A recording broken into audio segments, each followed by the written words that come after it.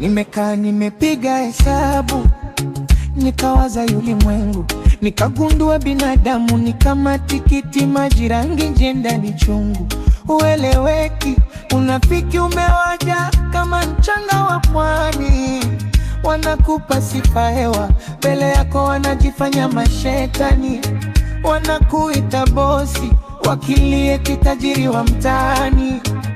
Kumbe hata mia ya kula unakula kwa shida jikoni. Wanashangilia jina, huku wewe unawaka moto wa umaskini. Sifa za kupotosha zinakufanya uonekane upo hewani. Wanakuzunguka kama nyuki, kumbe ndo chanzo changu. Wamejaa unafiki, wanajua kufunga miguu yako kwenye mtego. Majina ya matani yamepoteza wengi mtaani.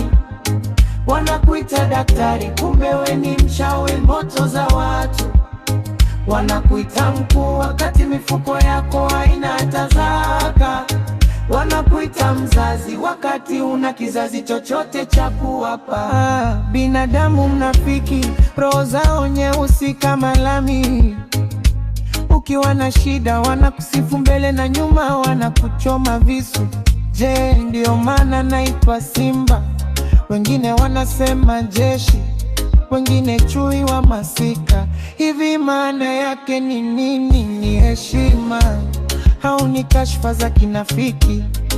Wanakupa majina makubwa ukiwa na ulemavu wa kiroho. Wengine wanakuita mzima hata kama umelemewa na dhambi. Hawajali maumivu yako, wao wanataka tu wawe na umbi.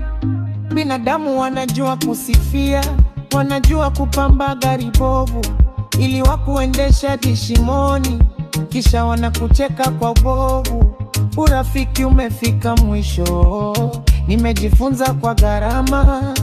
Nani anayenipenda na nani anayecheza na yangu ama?